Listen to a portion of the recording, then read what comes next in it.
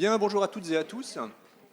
Bienvenue à cette carte blanche que l'Association d'histoire de l'architecture présente dans le cadre de ce festival. Cette carte blanche consiste en fait en une table ronde que Camille Bidot et moi-même allons animer. Alors, nous sommes tous les deux membres du bureau de l'Association d'histoire de l'architecture. Camille Bidot est maître de conférence à l'École nationale supérieure d'architecture de Normandie. Et pour ma part, je suis maître de conférence à l'École d'architecture de Paris-Belleville. Donc elle est par ailleurs secrétaire scientifique de la revue Profil, qui est la revue de l'Association d'histoire de l'architecture. Et pour ma part, je suis président de l'Association d'histoire de l'architecture. Nous avions trois invités. L'un de nos trois invités n'est pas là pour des raisons de santé. Donc nous prions de l'en excuser. Donc nos deux invités sont Emmanuelle Gallo, maître de conférence associée à l'École nationale d'architecture de La Villette. Elle est architecte, historienne de l'art et surtout grande spécialiste des questions de chauffage, de climatisation. Elle avait soutenu il y a quelques années une thèse, disons, pionnière en fait, sur ces questions. Voilà. Donc en fait, elle sera l'occasion de revenir sur l'importance de ces questions pour l'histoire de l'architecture. Philippe Moutet est responsable énergie, climat, adaptation carbone et architecture dans le cadre de la Fédération des parcs naturels régionaux de France. Et donc je vais dire quelques mots d'introduction en fait à cette table ronde, dont je rappelle le titre, donc l'architecture existante au filtre du nouveau régime climatique. Alors ce qui appelle évidemment quelques explicitations. Le nouveau régime climatique, cette formule est empruntée en fait à Bruno Latour. Alors évidemment, dans nouveau régime climatique, il y a cette question du climat tel qu'on l'a évoqué, hein, la dimension, celle des intempéries, le rythme des saisons, traditionnellement, mais avec l'accélération que l'on connaît actuellement, ce qui concerne le réchauffement climatique, évidemment. Mais au-delà de ça, cette question du nouveau régime climatique, c'est aussi celle des coûts énergétiques de production des matériaux, par exemple, hein, ce qu'on appelait les coûts carbone, dont il a été aussi question dans la table ronde précédente. Alors, de ce point de vue-là, donc du point de vue de l'histoire de l'architecture et de l'analyse architecturale, on voit assez bien, aujourd'hui, on le sait, que ces questions climatiques ont toujours été, quand on dit toujours, on a toujours l'impression que ça fait les corrigés du bac, mais c'est des questions dont se sont toujours préoccupés les architectes, hein, depuis l'Antiquité, le Moyen-Âge, la période moderne, même si on peut avoir aujourd'hui l'impression que c'était une question moins importante pour les architectures du 19e et du 20e siècle, hein, dans une perspective de mondialisation, d'architecture exportée, de colonisation extra-européenne, et puis ensuite dans le domaine de l'architecture moderne. Ça, c'était la première chose que je voulais préciser pour nos débats. La deuxième chose, c'est que l'histoire de l'architecture s'est souciée de ces questions. Alors évidemment, aujourd'hui, ces questions climatiques ont une importance cruciale.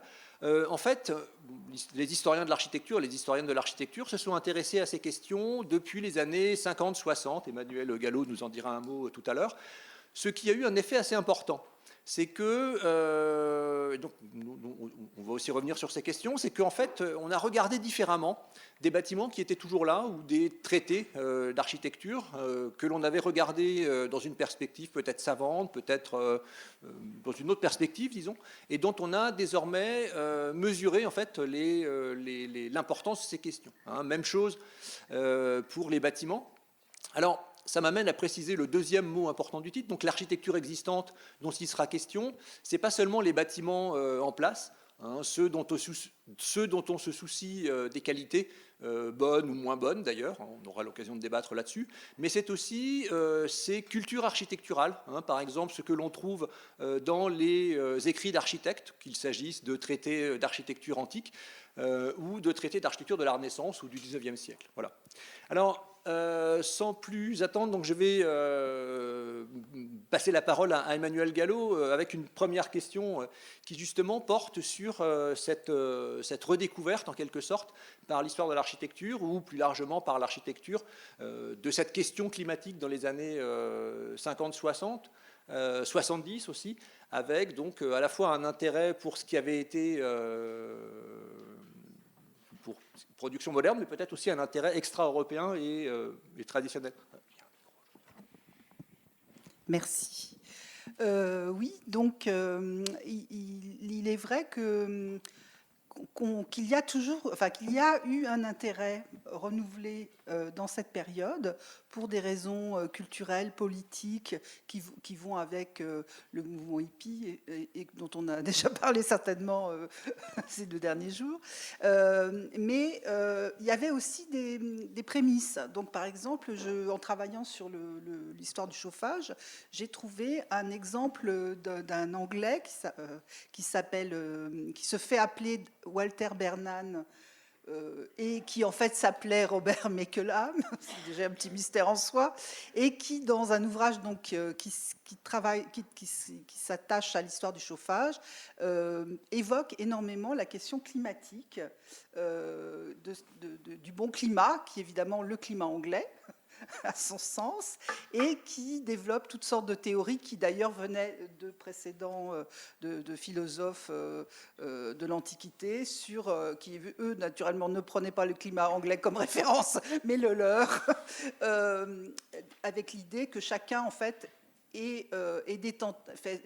vit dans l'endroit idéal, avec le climat idéal, avec évidemment une architecture biosourcée et adaptée à ce climat, un mode de vie adapté, et que tout ce qui est un petit peu étrange, dans le chaud et dans le froid, est finalement expliqué sociologiquement, politiquement, culturellement, aussi par le climat. Donc ça, c'est quelque chose d'assez intéressant, et on voit toutes les dérives racistes qui peuvent être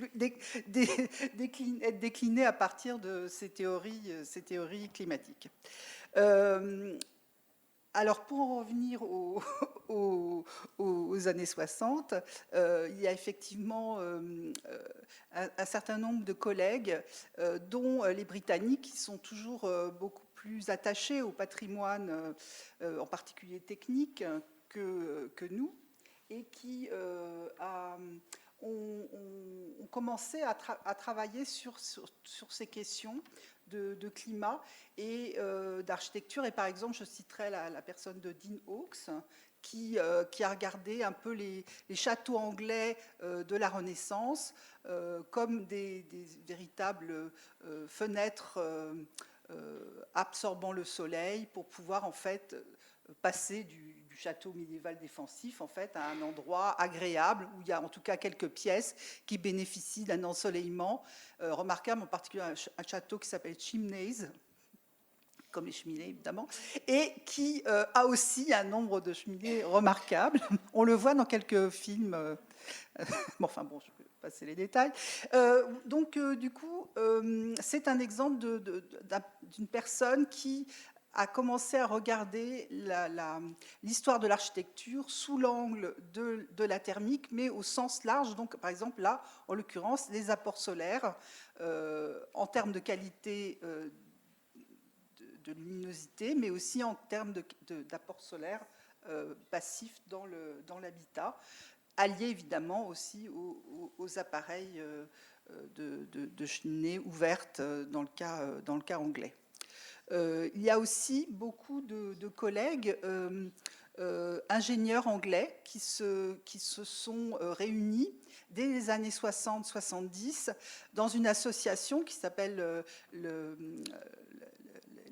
Heritage du CIPSI, donc qui est l'association des ingénieurs chauffagistes et ventilation anglais, et qui collecte énormément de documentation sur les appareils, les dispositifs, les traités, et qui les ont mis en ligne dans un site qui s'appelle Heritage EVAC, H-E-V-A-C, que je vous conseille d'aller visiter. Donc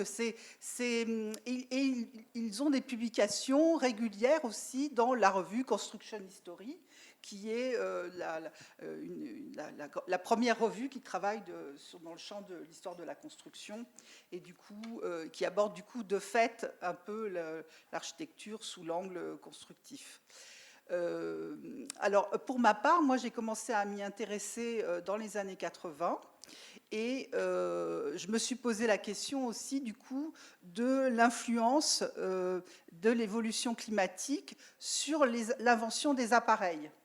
Alors là, c'était plutôt dans le sens refroidissement que dans le sens réchauffement, puisqu'il y a eu des âges glaciaires dans les siècles passés, et je voulais voir s'il y avait ou pas une influence. Et il semble que ça soit variable suivant les régions, puisque moi-même, je n'ai pas vraiment trouvé d'influence. Par contre, un de mes collègues, Emmanuel Garnier, qui est un historien du climat qui a pris le relais après Henri Leroy-Ladurie, et qui maintenant est conseiller du GIEC, lui avait trouvé dans sa région, autour de Besançon, qu'il y avait une propension à utiliser les poêles métalliques après un âge glaciaire particulièrement rigoureux, alors que bon, moi je ne l'ai pas forcément vu dans d'autres régions comme la région parisienne par exemple, y compris dans les classes aristocratiques qui pouvaient importer des poêles des pays germaniques par exemple. Voilà. Je ne sais pas si j'ai répondu à la question entièrement, mais peut-être je vais lâcher le micro avant d'occuper le temps. Ah oui, alors oui, évidemment, il y a évidemment notre Rainer Banham qui s'est évidemment tout à fait intéressé à toutes ces questions, et à la fois l'architecture et l'urbanisme et son influence, et les questions climatiques qui influencent l'habitat et la ville. Effectivement, c'est une des raisons pour lesquelles j'ai fait un travail historique, moi, parce que je trouvais justement qu'il posait beaucoup de questions et que les exemples qu'il citait étaient essentiellement des exemples anglo-saxons, et que du coup j'étais un petit peu frustrée. Je voulais savoir un peu ce qui se passait en France, ou en tout cas en Europe continentale, puisqu'il y a beaucoup plutôt anglo-saxons, nord-américains, où la question climatique est un peu différente, puisque le climat est plus, disons, contrasté. Et voilà, donc oui, c'est évidemment un personnage incontournable.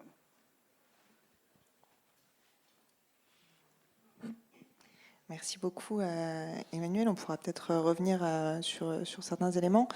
Je vais un petit peu discuter de ce qu'on avait prévu de discuter donc, avec Thierry Mandoul, qui devait venir aujourd'hui pour nous rappeler un petit peu que la question climatique est intrinsèquement liée à l'architecture.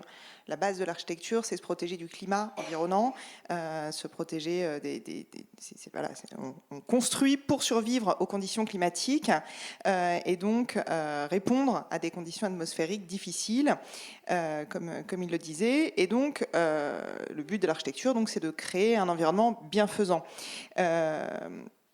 Mais donc, cette question de la gestion du climat, qui est donc en fait une double question. C'est est-ce qu'on essaye de gérer le climat, donc de transformer le climat, ou est-ce qu'on essaye juste de s'en protéger, et ce qu'on retrouve un petit peu dans les contraintes de l'architecture contemporaine. Pour revenir sur les périodes plus anciennes, déjà dans les traités de Vitruve, la base de la construction d'une ville, c'est se protéger du vent. Puisque toute la grande question, donc, c'est comment se protéger du cadre physique. Et c'est ce que vont continuer par la suite, évidemment, Alberti, les Lumières qui vont renforcer le lien entre la société et son cadre physique, donc tant naturel que bâti.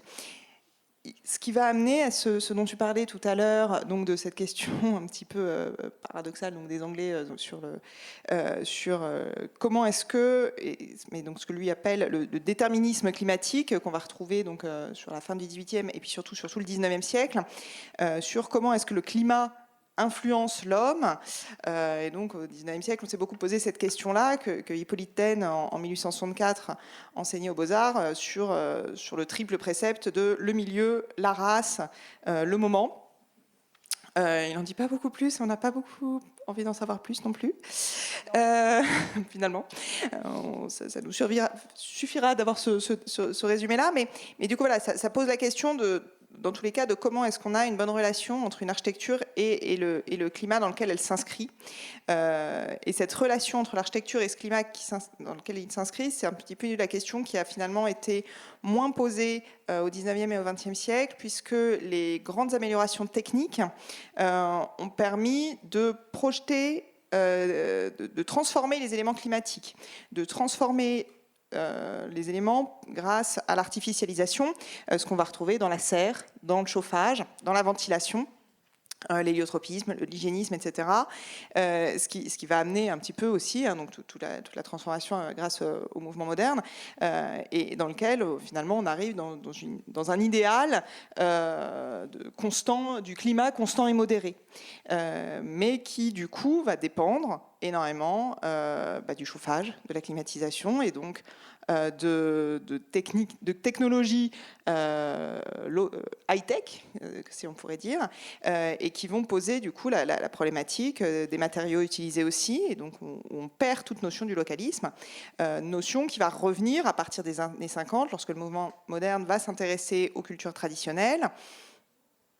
Et donc, tout ce que tu évoquais aussi, donc après de tout ce qui va être de l'ordre de la contre-culture, pour voir, et puis de l'exposition de Rudowski en 64, au MoMA, sur l'architecture sans architectes, on va vraiment revenir sur une grande questionnement sur comment est-ce qu'on faisait avant pour pouvoir se poser la question de comment améliorer la construction d'aujourd'hui ici. Avec vraiment cette question du ici, qui est un des enjeux dont on parlera avec M. Moutet juste après, puisque voilà, il va y avoir d'une part l'idée utopique de la mégastructure, pour protéger la ville historique. Ce n'est pas ce qu'on fait actuellement de la transformation de l'existant, mais c'est plutôt on va mettre une grande cloche qui va permettre de protéger tout le monde de la pluie, du typhon, du froid, du chaud, mais qui reste évidemment de l'ordre de l'utopique, puisqu'on ne peut pas finalement libérer l'homme des forces de la nature. Et donc, comment est-ce qu'on va transformer l'architecture, comment est-ce qu'on peut améliorer l'architecture. Donc tu nous parlais de Banham, évidemment, mais il va y avoir du coup, dans les années 70, toute cette prise de conscience climatique qui va arriver avec le rapport Meadows, bien sûr, le premier choc pétrolier qui va avoir une vraie influence sur l'architecture, avec un retour de l'architecture solaire, entre autres. Mais ce qui va apporter un peu la question nouvelle de quelle architecture produire, qui nous, en tant qu'historiens, nous fait aussi poser la question de comment transformer l'architecture existante, et puis sur quelle l'architecture à produire aujourd'hui, comment la produire, puisque c'était un des sujets des discussions du débat de la conférence précédente, bien sûr, le fait de faire une architecture complètement où on maîtrise 100% du climat que l'on fabrique, pose plusieurs questions.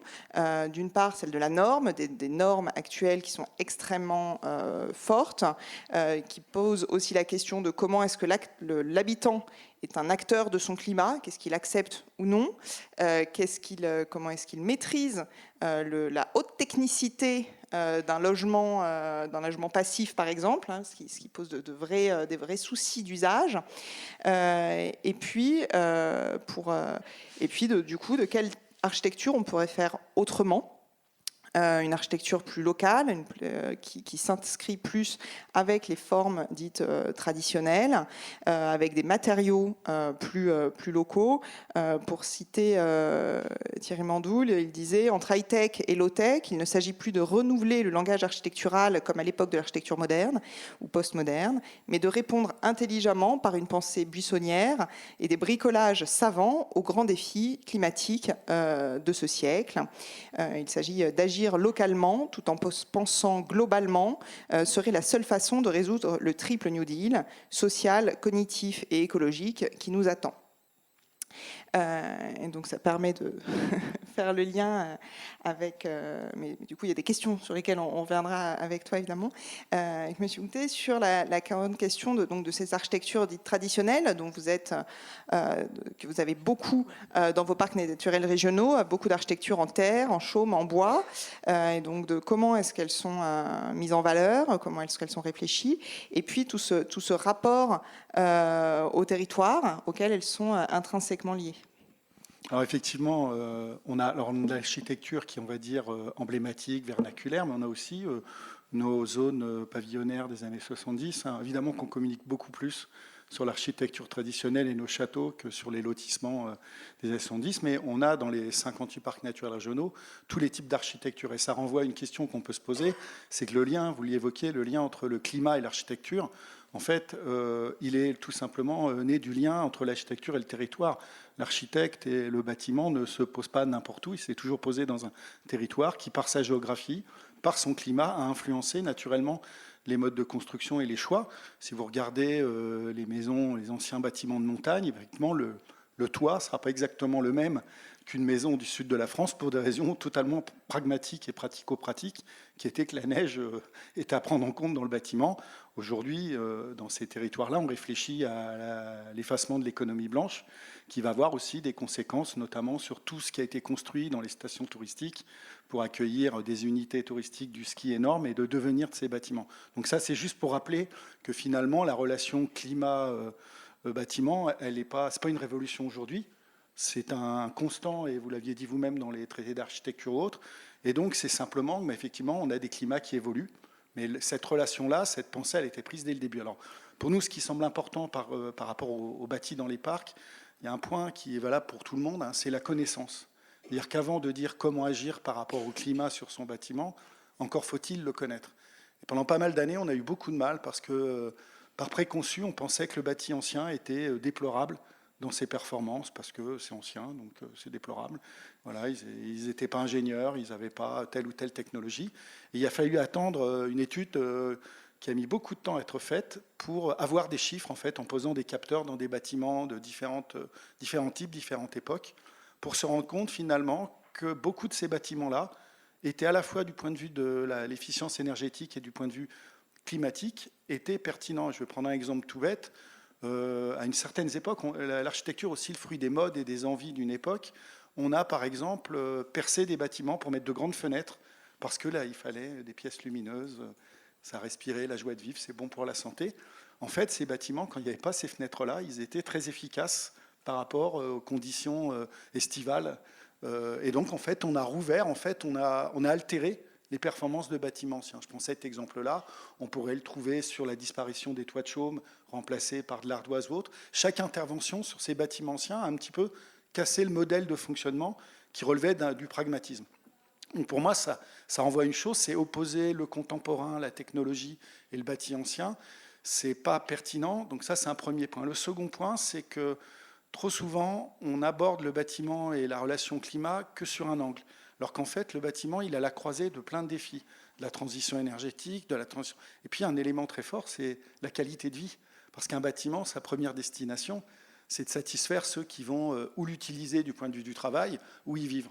Et trop souvent, c'est les derniers qui sont pris en compte. On a des bâtiments, vous l'évoquiez, je crois, qui sont parfois high-tech, mais qui vont être invivables pour les personnes qui vont l'installer, à moins d'avoir une formation de plusieurs moments, où ils vont être tout simplement pas attractifs. C'est-à-dire qu'ils sont performants d'un point de vue d'un indicateur numérique, ils sont excellents, mais d'un point de vue de la qualité de vie et de l'envie d'y vivre, ils sont notoirement moins bons. Alors ça ne veut pas dire qu'il faut se fiche du climat et dire on garde nos maisons comme elles étaient, mais je pense que c'est une des clés de réussite de cette relation climat-bâtiment, ça va être la prise en compte des modes de vie et des usagers. Je vous rappelle que l'adaptation, contrairement peut-être à la transition énergétique, on peut confier, je me le mets des guillemets, ça qu'à des ingénieurs, l'adaptation, c'est des changements de mode de vie. Sans les habitants, sans les populations, il ne se passera rien. Avec les meilleurs ingénieurs, les meilleurs architectes, tout ce que vous voulez, il ne se passera rien. Donc c'est là où, ça me semble-t-il, c'est crucial. Dernier point, parce que je pourrais en prendre pas mal, je parlais tout à l'heure de la relation climat-architecture et territoire. Il y a un élément important. On a parlé beaucoup, et dans l'atelier précédent, de techniques, d'ingénieurs. Aujourd'hui, on est parfois confronté à un péril, c'est la maison de l'ingénieur qui va remplacer, qui va être la solution absolue. C'est-à-dire qu'on nous a dit, nous, dans certains parcs, vaut mieux tout raser, repartir de zéro, on va faire une maison qui produit de l'énergie, qui est extraordinaire, on va raser vos bâtiments. Et en fait, on ne prend pas en compte, on l'a dit aussi, je crois, à un moment, l'énergie grise, etc., etc. Et je pense qu'il est important que la maison, l'habitat, le bâti, reste pluridisciplinaire, si je puis dire, alors en y ajoutant l'habitant, mais que les ingénieurs travaillent avec des architectes, que les ingénieurs soient plus architectes et les architectes plus ingénieux, je ne sais pas comment dire. Ça, c'est aussi un point que je soulève comme risque potentiel, où on peut se retrouver aussi du nord au sud de la France, et ailleurs, ça marche dans tous les pays, avec une maison, la même, du nord au sud, une maison bardage bois, fenêtre au sud, récupération d'eau de pluie, toit plat. Ça me semble aussi un point à retenir, c'est à vous de faire votre choix sur le cadre de vie que vous voulez avoir. Et je pense qu'il y a une chance importante à donner à cette architecture préexistante, qu'elle soit qualitative et patrimoniale, ou qu'on la trouve moche, parce que ça existe aussi, mais je vous rappelle que beaucoup de bâtiments qu'aujourd'hui on encense étaient des bâtiments qui ont été perçus comme très laids à leur époque, donc il faut rester très prudent sur ce qui est un beau et un mauvais bâtiment. Puis le dernier point, et vous l'avez évoqué tout à l'heure, c'est l'opportunité, la relation climat-bâtiment, de aussi travailler avec l'économie du territoire. C'est-à-dire que, notamment dans les parcs, on a d'importants enjeux autour des biosourcés, des matériaux géolocalisés. On a parlé tout à l'heure du réemploi, autour du bois, de poutres, etc. Je ne reviendrai pas sur ma casquette carbone, mais là aussi, il y a des enjeux carbone intéressants. On a parlé aussi des emplois, c'est-à-dire travailler, alors certes avec les architectes, mais travailler aussi avec les artisans, avec le volet formation, sur la mise en œuvre de matériaux, de la prise en compte des dimensions confort d'été, de la climatisation naturelle et pas mécanique dans les bâtiments. Donc il y a aussi un défi territorial qui va bien au-delà du bâtiment. Et je terminerai en disant que le bâtiment, pour nous, dans les parcs, c'est pas que le bâtiment, c'est son environnement immédiat. C'est aussi l'aménagement autour de ce bâtiment, la manière d'urbaniser, la place notamment, on parle beaucoup de végétaliser, de la nature en ville. L'environnement immédiat du bâtiment va jouer sur les conditions climatiques de ce bâtiment-là. Et souvent, on restreint la réflexion à l'architecture à uniquement la partie bâtie. Mais en fait, je pense que je ne suis pas architecte, donc je dis peut-être une grosse bêtise, mais ce n'est pas grave, vous me corrigerez, mais qu'un architecte doit penser si son bâti dans son, enfin j'espère, mais j'en suis sûr, son bâti dans son environnement, et que du coup, il y a des interactions assez fines. Donc voilà pour un premier retour avec des risques potentiels sur cette relation qui peuvent être à la fois une excellente opportunité de répondre à plusieurs enjeux, mais aussi qui peuvent être un risque d'avoir la performance, mais de plus forcément avoir l'envie d'y vivre. Et c'est ce qu'on a vu dans certains exemples, on a été dans différents pays, où des bâtiments réputés très performants énergétiquement, en fait, ne donnaient pas envie d'y vivre et les habitants n'y restaient pas.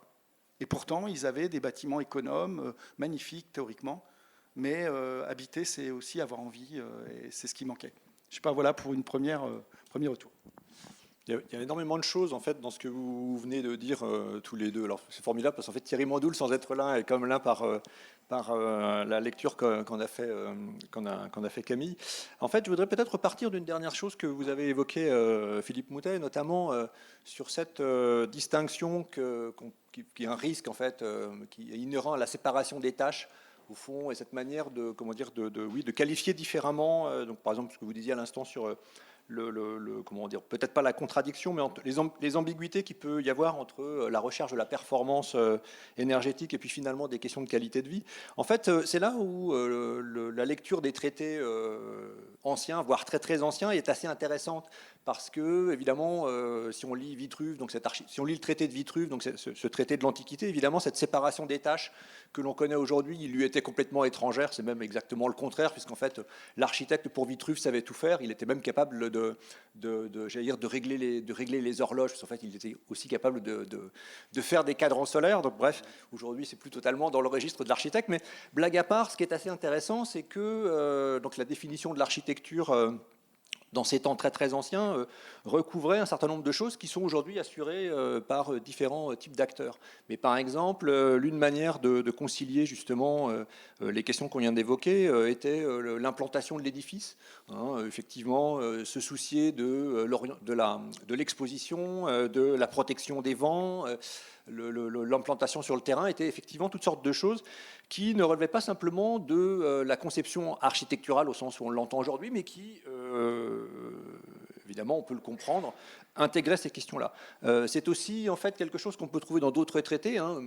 Et ce qui est assez intéressant, c'est que la lecture que l'on peut faire de ces documents n'est pas forcément qu'une lecture d'historien ou d'historienne de l'architecture, mais peut-être aussi une lecture référence. Alors, je ne suis pas en train de faire l'apologie de la réouverture de tous les textes antiques d'histoire de l'architecture, mais par exemple, lorsque Michel Paoli et Françoise Choët rééditent le traité d'architecture d'Alberti, c'est aussi avec cette idée, au fond, d'une réflexion sur ces multiples compétences de l'architecte qui dépassent la séparation des tâches. Plus près de nous, c'est relatif. Si on regarde par exemple les écrits de Viollet-le-Duc notamment les entretiens de l'architecture, où il défend une idée d'une démarche rationnelle de l'architecte. C'est assez intéressant parce que, on le sait, Viollet-le-Duc, c'est un architecte du 19e siècle qui, en fait, est bien conscient de toutes les menaces qui commencent déjà à peser sur sa profession. Donc l'architecte est concurrencé par les entrepreneurs, par les ingénieurs.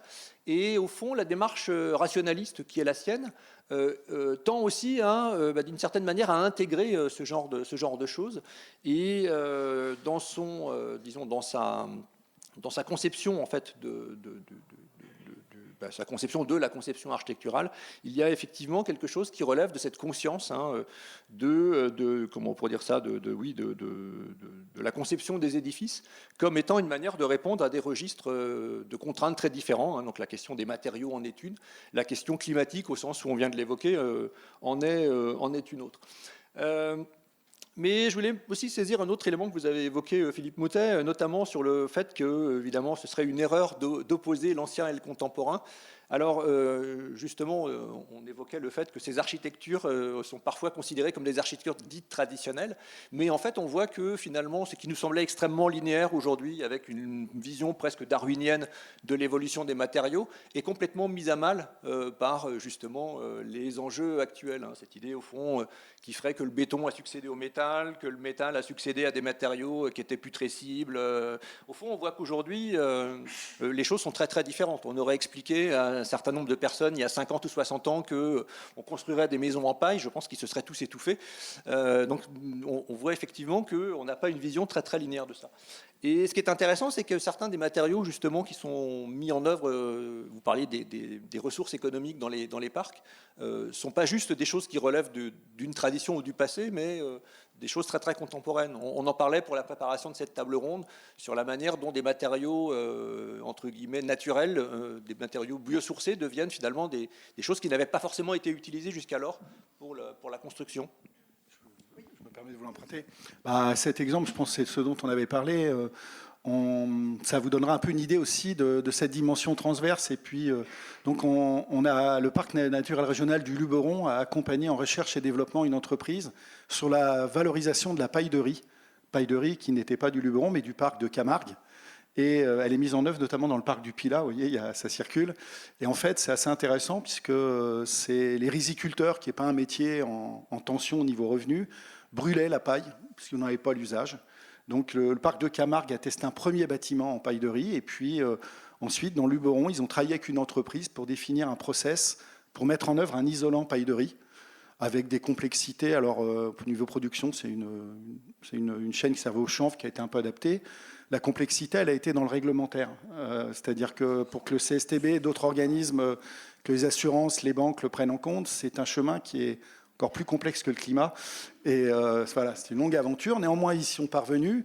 Et ce qui est intéressant, c'est que, par exemple, cet isolant paille de riz, il est multi-bénéfice, puisqu'il ne fait pas de poussière. Donc, il permet notamment aux employés qui le mettent en œuvre, c'est bon pour leur santé, leur qualité de travail. Et il a une efficience thermique importante, mais aussi une très bonne qualité en termes de confort d'été. Donc on répond finalement à plusieurs défis pour le bâtiment. On valorise une activité en Camargue et Tutou, on préserve aussi un écosystème et un territoire. Et vous voyez, c'est ce qui est intéressant, c'est toujours sur ces sujets, il y a des effets en bande, il y a plusieurs impacts qui sont liés. Donc effectivement, on a ce sujet-là, puis je terminerai sur une autre, pas une anecdote, mais une autre citation. Il y a une vingtaine d'années, on a sorti un livre avec un ministère, peut-être celui de la culture, j'ai plus en tête, sur les savoir-faire disparus anciens et emblématiques. Beaucoup avaient trait à la mise en œuvre de matériaux biosourcés, on n'appelait pas ça comme ça à l'époque, de matériaux, on aime bien aussi les termes un peu qui font qu'on s'y connaît et que les autres ne peuvent pas comprendre, mais sur les matériaux locaux et naturels, on avait mis en œuvre un ouvrage qui parlait de ces métiers qui allaient disparaître et qui était sympathique.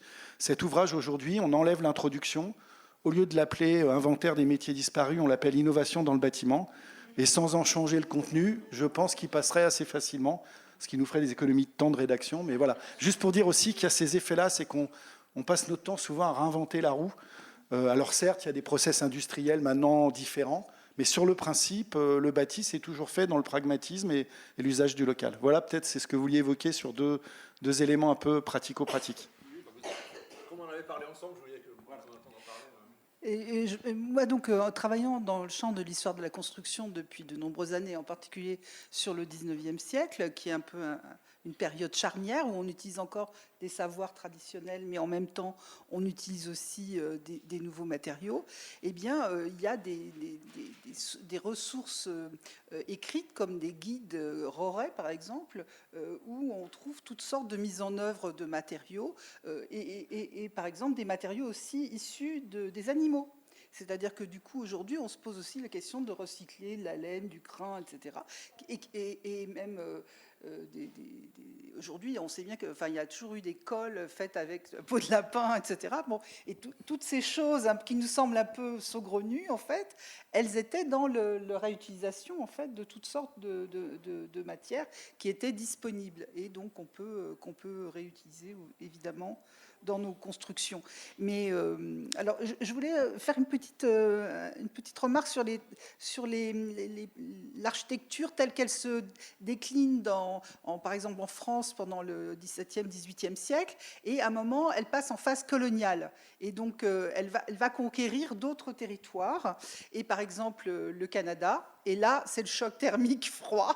C'est-à-dire que si on applique l'architecture traditionnelle française, eh bien, on ne survit pas au premier hiver ou très difficilement.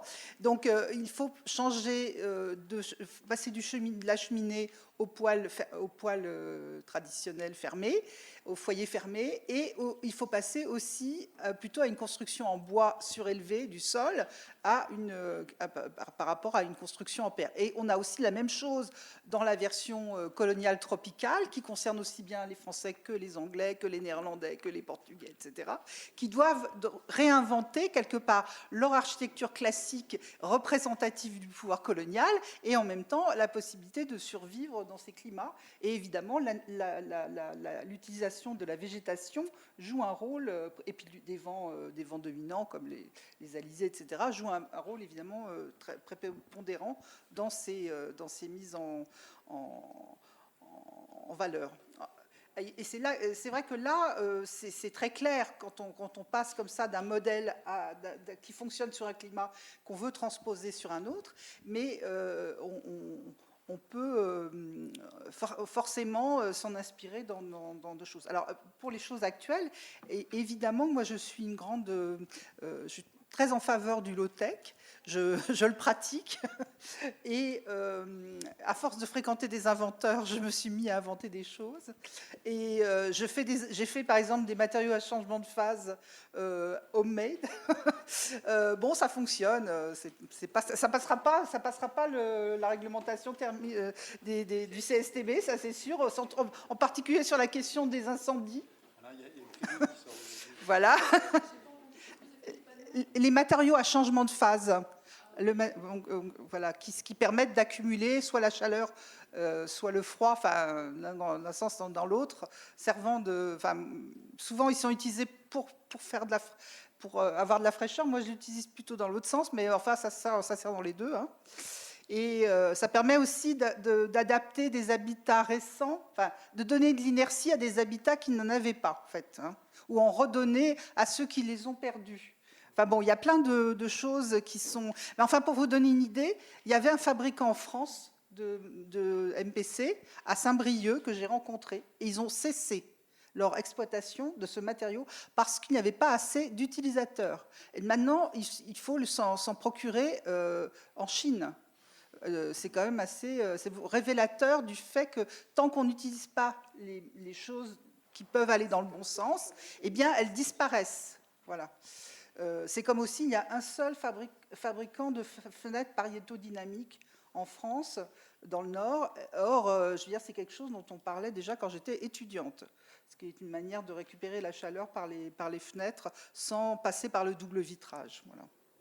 Enfin bon, en tout cas, il y a plein d'alternatives et je suis aussi pour l'intervention sur l'existant parce qu'évidemment, ce sont des bâtiments de qualité, quelle que soit la période, et ils peuvent évoluer s'ils ont des défauts et surtout, ils existent et si on les étudie avec un peu d'amabilité et avec évidemment un accord avec les occupants et les personnes qui les aiment, eh bien, on peut les faire évoluer de manière tout à fait acceptable sans appliquer des systèmes technocratiques excessifs et qui sont de toute manière voués à l'échec puisqu'on sait que pour gagner les derniers pourcentages de performance, on dépense presque autant que en termes d'argent et d'énergie que ce qu'on a fait pour les 80% précédents. Donc, pousser la performance à fond, c'est juste absurde et en plus, ça oblige à utiliser toutes sortes de choses particulièrement durables comme le scotch dans les bâtiments et ça ne va pas dans le bon sens de la durabilité à mon sens. Alors ça, je ne vais sûrement pas vous contredire. Pour donner un exemple, au moment de la grande loi climat du temps de Ségolène Royal, il y avait un article 1 qui était sur l'obligation d'isolation par l'extérieur lorsqu'on engageait des travaux sur la toiture ou sur les façades. Si vous prenez une maison alsacienne à Pan-de-Bois, oubliez votre maison, vous allez piéger l'humidité dans votre maison. Je ne vous parle même pas aussi de la qualité architecturale que vous allez perdre. Alors, en fait, et c'est aussi souvent le problème, c'est que la transition énergétique et l'adaptation et le climat ne sont pas toujours traités en parallèle. Et donc, vous pouvez avoir des solutions énergétiques. On refait entièrement une maison, on vous contacte, vous en tant que particulier, pour vous proposer, avec les aides qui vont avec ou les certificats d'économie et d'énergie à générer, on vous propose de rendre votre maison efficace thermiquement. Mais en fait, on n'a pas du tout traité dans le même temps d'autres questions. Et vous avez aussi la problématique des intervenants où les gens sont hyper spécialisés, où ils connaissent une solution, donc ils vont la proposer à toutes les maisons, et en fait ne pas prendre en compte d'autres éléments, et donc vont soit piéger l'humidité, soit mettre fin à des ventilations naturelles qui faisaient que cette maison avec le climat restait vivable. C'est un vrai souci sur tout ce qui est animal. Par exemple, nous, dans le parc du Gâtinais français, on travaille sur le chanvre. Hein, vous n'y êtes pas loin, vous pouvez y aller en sortant. Il y a toute une filière chanvre qui a été développée avec Gâti-Chanvre, où les agriculteurs se sont réunis, etc. etc. Mais je voulais parler de la Lorraine, où la Lorraine, dans le cadre d'un programme avec la Belgique, travaille sur l'isolation laine. Pour parler vous avez évoqué les questions animales. Là, on est confronté à un autre sujet. Alors la laine, elle est très bonne du point de vue isolation, et en plus, phoniquement parlant, c'est assez performant. Le problème, c'est qu'on a la filière ovine, elle est en souffrance. On brûle la laine aujourd'hui, puisque la Chine n'en achète plus. Et aujourd'hui, il y a des étapes de transformation qui ne sont plus disponibles en France. C'est-à-dire qu'on part finalement, on parle de climat, architecture et solutions, mais en fait, la filière économique qui va avec a disparu. Vous parliez de la Chine. Hein, je vous rappelle qu'on a financé énormément de panneaux solaires. On a financé l'économie chinoise à grand renfort. Après, c'est des questions de l'Europe n'a pas été très maligne là-dessus. Voilà. Mais il y a vraiment cet enjeu. Et aujourd'hui, ce qui à mon avis, est un champ de lecture à avoir, je ne sais pas si dans l'histoire de l'architecture et du climat, ça a été le cas, mais on a cette obsession de la massification. Alors, c'est bien de massifier, parce que si on fait un petit geste à chaque fois, on ne va pas résoudre le problème. Mais la massification ne doit pas exclure l'adaptation au contexte et aux moyens aussi des uns et des autres. Et aujourd'hui, on veut une solution pour tous les types de bâtiments, pour tous les budgets, pour tous les types de climats. Et le changement climatique, ça ne veut pas dire le même climat dans toute la France et dans le monde entier. Donc pour certains, il y aura plus d'eau, pour d'autres, il y a moins d'eau. On pourrait parler de l'eau, climat et bâtiments, c'est pas mal aussi. Dans certains, il fera plus froid à des moments, plus chaud à d'autres. Et en fait, bien souvent, les solutions proposées sont uniques, ne correspondent pas du tout aux singularités des bâtiments. Et là, il y a un vrai défi à relever. Peut-être qu'à travers l'histoire de l'architecture et du climat, on peut montrer que la solution unique, ça n'a pas existé. En tout cas, ça a été voué à l'échec, mais c'est un vrai enjeu. Alors, c'est facile à le dire à une table ronde avec un micro, sans intégrer tout le contexte de normes nationales, européennes, les enjeux de métier, les enjeux de qualification.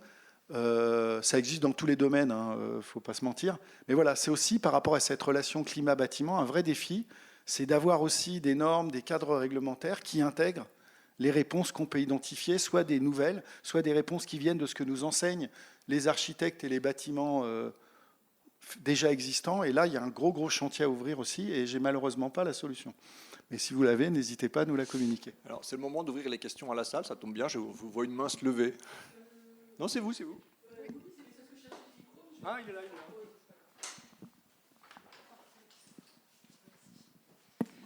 Oui, du coup, qu'est-ce qu'on peut faire par rapport à la réglementation thermique, puisque c'est de ça dont vous parlez, je suppose? Est-ce que c'est parce que dans le patrimoine à protéger, je pense qu'il y a aussi une réglementation thermique que dans le patrimoine, que dans les bâtiments traditionnels? Et je voulais savoir qu'est-ce que vous pensez de son évolution et comment on peut agir? Parce que là, c'est vrai qu'on se sent un peu impuissant quand vous nous dites que à trop penser à la performance, il y a sur certains points, on en est presque au même niveau que ce qu'on voulait faire à la base.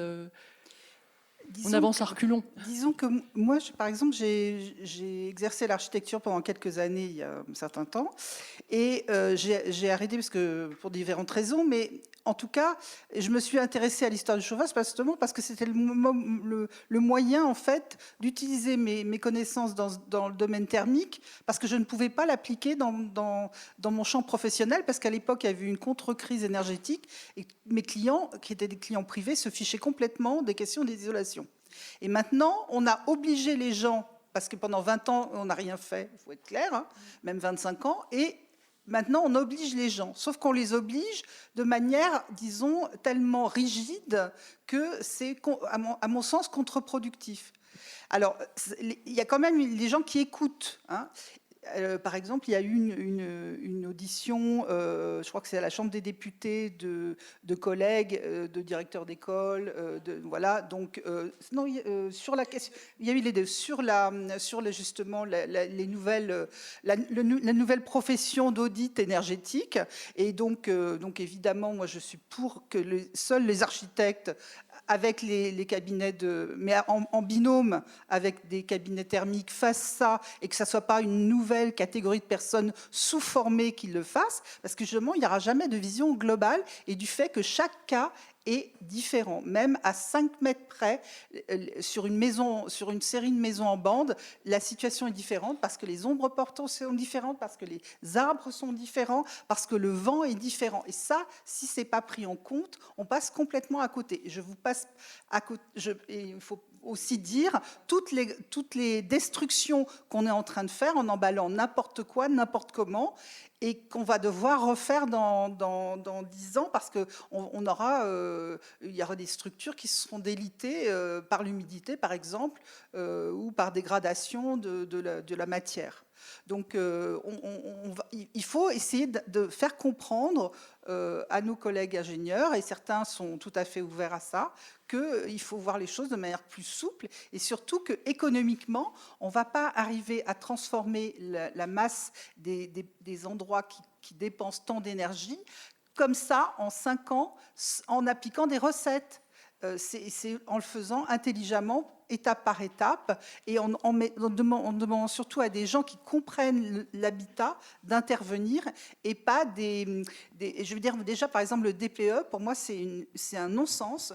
Pour faire un DPE, il faudrait faire des sondages destructifs.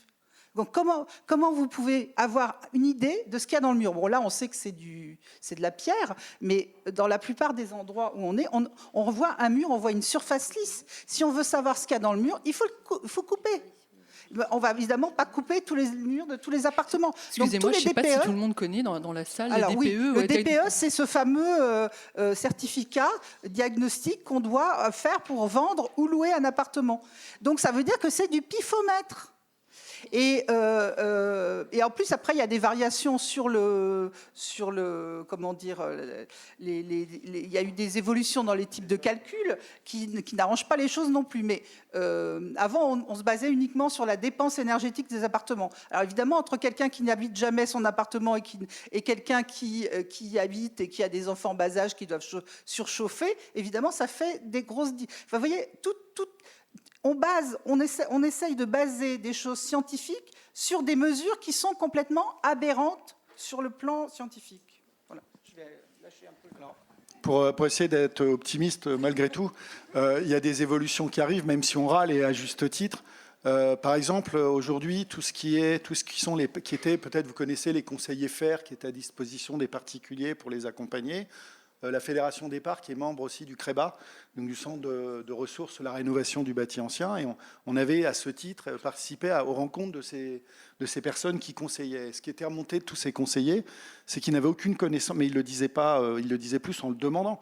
Ils n'avaient pas de connaissance du bâti finalement existant. En fait, ils étaient beaucoup plus formés sur des techniques de mise en œuvre, sur du neuf ou autre. Et donc, face à des bâtiments qui avaient un peu d'ancienneté, ils étaient très embêtés, puisqu'on leur demandait d'appliquer une grille de lecture qui était une et unique. Et donc, il y a une vraie attente. Et là, il me semble, alors là, je vais être très optimiste, parce que l'ANA, c'est un long chemin aussi, mais l'ANA, l'Agence nationale de l'amélioration de l'habitat, va notamment commencer à intégrer la réponse des biosourcés dans leur analyse. Il y a au titre du regroupement, maintenant il va y avoir France Rénov, où il y a déjà, mais ils sont en train de former leurs conseillers. On peut présumer, là j'essaye d'être positif, tout ça, on peut présumer qu'il va y avoir aussi des formations associées. Alors on le disait, pour ce qui est de l'évaluation des diagnostics énergétiques, il y a eu vous regardez, il y a eu des multiplications de bureaux qui se sont créés comme un effet d'aubaine, et où on fermait des gens qui étaient agents immobiliers sont devenus diagnostiqueurs. Ça recrutait à gogo avec 2-3 équipements électroniques et autres. On vous fait un diagnostic. On prend souvent une modélisation sur un type de bâtiment, puis on le projette sur le vôtre sans en voir ni l'environnement, ni la vétusté potentielle, ni ce qu'il y a derrière le mur. Je rappelle que quand on a fait des études sur le bâti ancien, on a mis des outils de suivi. On s'est attaqué à l'enveloppe pour suivre. On n'a pas dit on ne touchera pas au bâti. Effectivement, ce n'est pas tenable de faire ça dans tous les bâtiments. Donc je crois que la clé de lecture, elle est plutôt sur une approche d'équipe. Quand je dis équipe, je me comprends, c'est-à-dire, moi, j'ai rien contre les ingénieurs, j'en suis pas un, j'ai rien contre les architectes, j'en suis pas un non plus. Et c'est plutôt dans des équipes pluridisciplinaires, en entraînant aussi les artisans et ceux qui vont passer à la mise en œuvre des préconisations, où là, il y a aussi encore beaucoup de défauts, par manque de formation, par manque de connaissances, où des bonnes préconisations donnent de mauvais résultats. Donc, voilà. Alors les CAE, il y en a aussi, mais après, alors c'est un autre sujet où on va rentrer dans les moyens, dans les animations, les temps. Les parcs aussi ont des personnels, on a des spécialistes en architecture, on fait de l'accompagnement, mais on en revient toujours au problème de l'animation et du temps. Quand vous avez 2 personnes pour 2 départements ou autres, quand vous avez dans un parc un architecte pour 258 communes, il a beau être motivé, passionné, avoir envie que ça marche, ça reste un humain et je n'ai pas de solution non plus sur ce sujet. Mais voilà, pour dire que quand même, il y a une prise de conscience progressive. Après, n'oublions pas que derrière tout ça, il y a des enjeux économiques, il y a des positionnements, c'est-à-dire que le climat, jusqu'à maintenant, c'était un peu anecdotique. Aujourd'hui, derrière, il y a des notions de marché, il y a des notions de solutions, qu'il y a une volonté aussi de se dire il faut peut-être qu'on ait une filière d'excellence en France en matière de matériaux, en matière d'intervention, et que parfois, les intérêts de réussite économique ne sont pas toujours au service de la qualité architecturale, de l'économie locale, de ces fameux emplois verts dont on nous parle depuis le Grenelle et qui, pour l'instant, hormis des diagnostiqueurs, ça n'a pas donné grand-chose. Donc voilà, c'est un sujet qui, à la fois, a une vraie histoire, pour rester dans le thème d'aujourd'hui, mais qui peut avoir un avenir intéressant. Et je pense qu'un des points, et je terminerai là-dessus, vraiment important, c'est l'information, la sensibilisation. L'information des ingénieurs par rapport aux enjeux architecturaux, l'arrivée de connaissances d'ingénierie ou de compléments dans les écoles, notamment dans les formations initiales auprès des architectes. Et puis un acteur essentiel de tout ce sujet, je dirais que c'est vous. C'est-à-dire il faut aussi que vous soyez en mesure, par des outils de vulgarisation, du partage, et ça les parcs peuvent y contribuer, entre autres, pas que, être en capacité de dire ce que vous voulez. Parce que souvent, par rapport à quelqu'un qui va vous dire « j'ai fait une analyse technique, c'est ça, et votre bâtiment il sera performant, c'est ça ou rien », il faut que vous puissiez être en mesure de le comprendre et de dire « non, mais moi, j'ai aussi des enjeux qui sont importants pour moi ».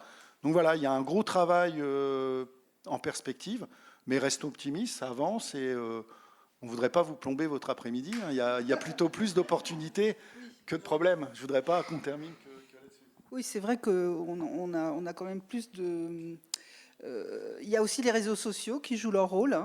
Il y a des gens qui posent des questions en ligne et on peut répondre. Et on peut répondre, par exemple, quand il y a une belle façade et que le propriétaire dit « Qu'est-ce que je mets comme isolant à l'extérieur ?» On lui dit « Ne mettez pas d'isolant par l'extérieur parce que vous avez une belle façade. » Par exemple. Bon, après, il choisit. Mais c'est quand même bien de le dire parce qu'en fait, il y a des pertes de valeur à certains moments par des actions de bonne volonté qui est faite par des gens qui dépensent leur argent en plus pour ça. Je vais vous passer le micro. Je voulais juste compléter ma question. Est-ce qu'il y a justement une filière d'excellence sur laquelle on peut se reporter, mais à l'étranger?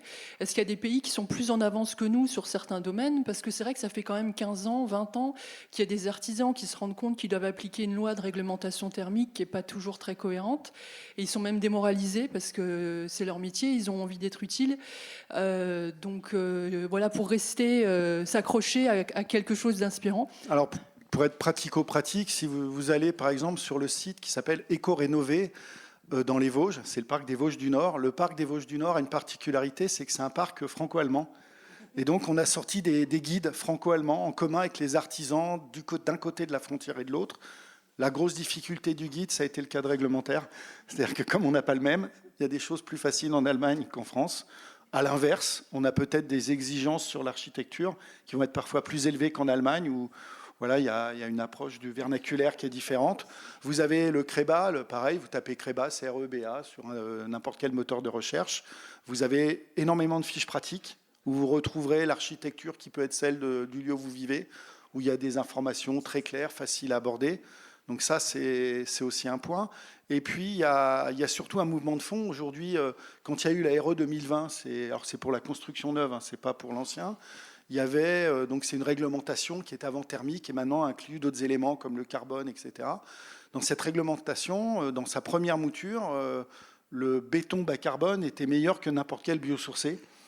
Donc la Fédération des parcs, avec une dizaine de représentants de filières de matériaux biosourcés, le bois, la paille, le chanvre, le lin, tout ce que vous voulez, on a écrit aux différents ministères pour dire voilà, c'est pas logique. Et il y a surtout, on a parlé tout à l'heure du réemploi, et il y a ce qui s'appelle une analyse du cycle de vie dynamique qui permet de dire que la poutre en bois qui est dans un bâtiment depuis 300 ans, elle a une contribution carbone qui n'est pas inintéressante, elle stocke.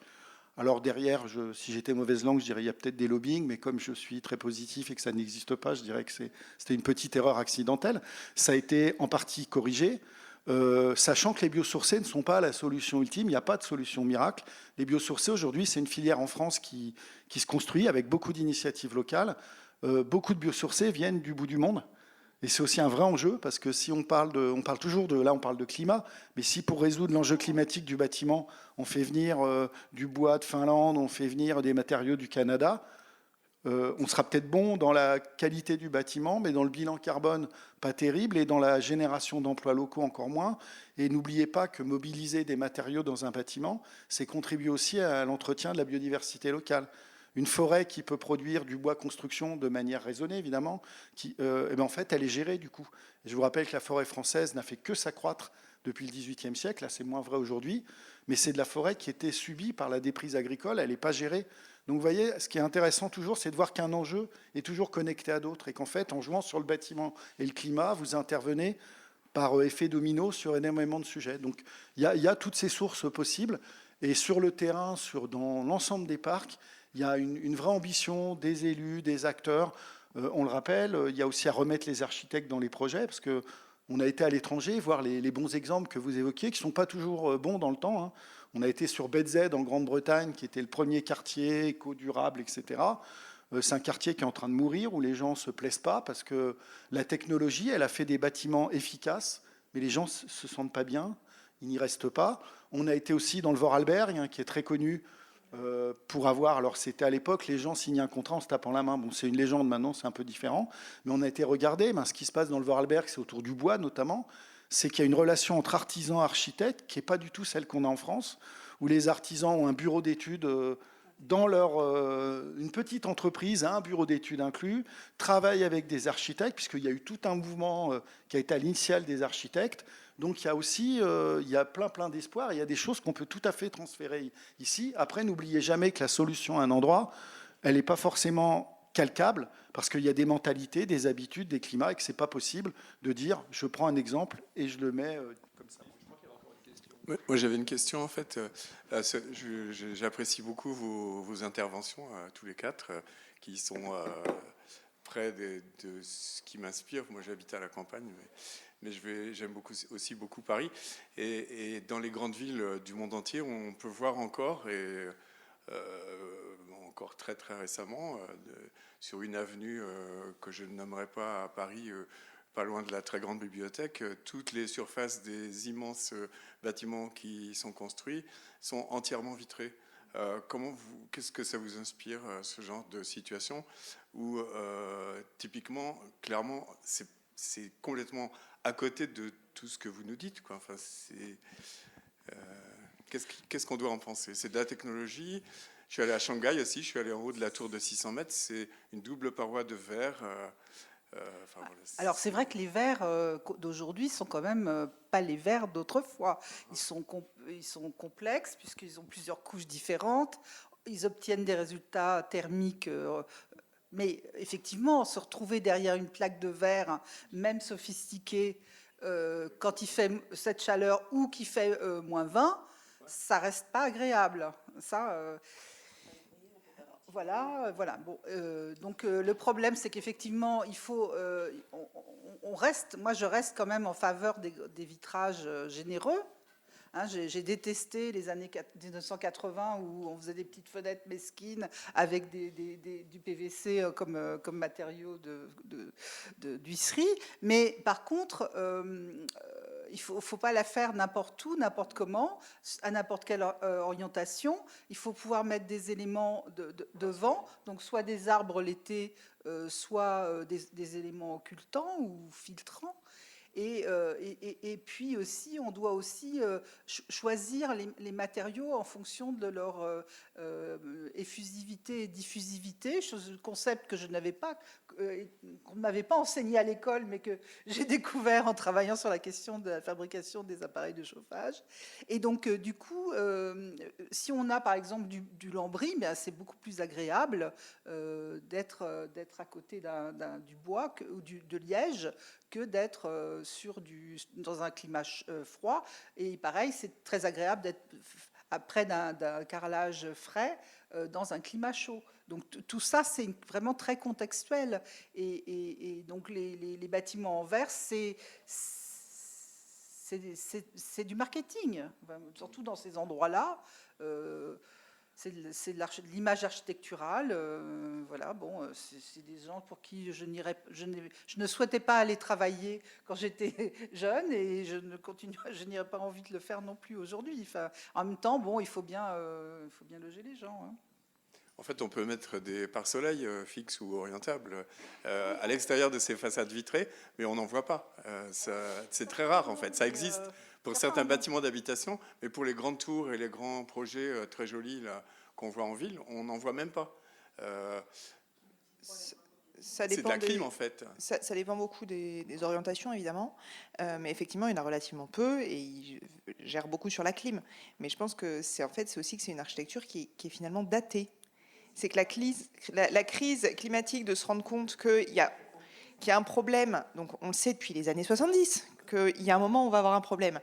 Mais la plupart des Français s'en sont rendus compte l'été dernier quand ils se sont rendus compte qu'il y avait une sécheresse et qu'on ne pouvait rien faire et qu'on allait juste avoir très très chaud. Et donc ça, je pense que c'est que cette architecture-là, elle est d'il y a 10 ans, à une période où on se posait un peu moins la question qu'aujourd'hui. Et que j'ose espérer que dans la décennie qui vient, on prendra beaucoup plus en question, on fera beaucoup plus attention à ces questions-là. Moi, ce que je vois en tant qu'enseignante dans les écoles d'architecture aujourd'hui, c'est que pour les étudiants, c'est une évidence qu'on ne peut pas faire ça. Ils trouvent ça aberrant de faire des façades intégralement vitrées, etc. Eux, s'ils viennent en architecture, c'est pour changer le monde. Et je trouve ça génial. À 18 ans, se dire, non, en fait, là, le monde va mal et je vais essayer de le sauver en devenant architecte. Je trouve ça génial. Parce que du coup, ils viennent avec une vraie volonté là-dessus. Ils veulent pas être une star, ils veulent pas, etc. Eux, ce qu'ils veulent, c'est sauver. Et c'est très, très sympathique en tant qu'enseignant. Et Et là-dessus, en tant que historienne, travaillant sur les questions patrimoniales, là où je vais appuyer, c'est qu'en fait, un des moyens de sauver le monde, finalement, c'est pas tant dans la question de la construction de l'architecture, mais plutôt dans la transformation de l'existant. Ce qu'il faut valoriser, c'est la transformation de l'existant. Alors effectivement, c'est moins facile d'avoir son nom en tant qu'architecte là-dessus, mais c'est comme ça qu'on pourra de manière la plus efficiente répondre aux enjeux climatiques. Et quand on voit des projets comme celui de la tour INSEE à Malakoff qui va être détruite parce qu'elle fait 10 000 mètres carrés, mais qu'elle est considérée comme moche, pour construire à la place un bâtiment de 10 000 mètres carrés avec des façades intégralement vitrées, et ben voilà, c'est une aberration écologique. Oui, effectivement, ce bâtiment, il a probablement des pathologies, il a probablement des difficultés de mise en œuvre, etc., ou d'usage. Mais en fait, l'architecte, c'est ça la grande question de l'architecture, c'est comment améliorer, comment transformer pour faire en sorte que ce soit vivable. Et ça, en tant qu'architecte de formation, je trouve que c'est une question qui est d'autant plus valorisante. Comment réparer, comment améliorer quelque chose qui existe. Ça permet de rester sur le zéro artificialisation nette. Ça permet de répondre à plein de questions, en fait, finalement, d'aujourd'hui. Et ça amène aussi d'autres questions qui, ça, sont très intéressantes pour nous aussi. C'est la connaissance. On a besoin d'histoire de l'architecture. On a besoin de savoir pourquoi est-ce qu'ils ont construit comme ça à ce moment-là, de façon... Et comment est-ce qu'on a fabriqué il y a longtemps, il y a très longtemps, mais il y a aussi il y a 20 ans, il y a 30 ans. Comment cette architecture était faite, pourquoi, avec quels matériaux, ce que tu disais aussi. Les DPE où on ne sait pas comment est fabriqué le mur, ça n'a aucune raison d'être. Et du coup, ça demande d'avoir des historiens de l'architecture qui se spécialisent là-dessus, qui sachent vraiment réfléchir là-dessus, et se poser la question, qui est une question hautement architecturale, la question de la qualité. Voilà, une des définitions de l'architecture dans la réglementation de 70, c'est l'architecte est là pour apporter une qualité, est garant de la qualité architecturale. Et donc la transformation de l'existant ne doit pas se faire juste pour répondre à un DPE, ne doit pas, ce que tu disais, le fait que les derniers pourcents d'amélioration, on ne les aura pas. Et en fait, se dire que c'est peut-être pas grave, se dire que peut-être il y a une façade ou deux qu'on n'arrivera pas à isoler, etc. Mais qu'en fait, peut-être que la qualité de la vie à l'intérieur, la qualité d'une belle façade sera beaucoup plus intéressante. Et donc, finalement, voilà, on a besoin d'histoire, on a besoin de connaissances, et on a besoin surtout de qualité. Je pense que ce sera les mots. Je suis désolé, on a un peu débordé. On pourra peut-être en parler hors de l'ensemble, mais je crois qu'en fait, comme pour ne pas se télescoper avec le reste du programme du festival, en fait, il faut qu'on conclue. Donc voilà, je voudrais remercier les participants et donc les intervenants de cette session. Voilà, merci beaucoup.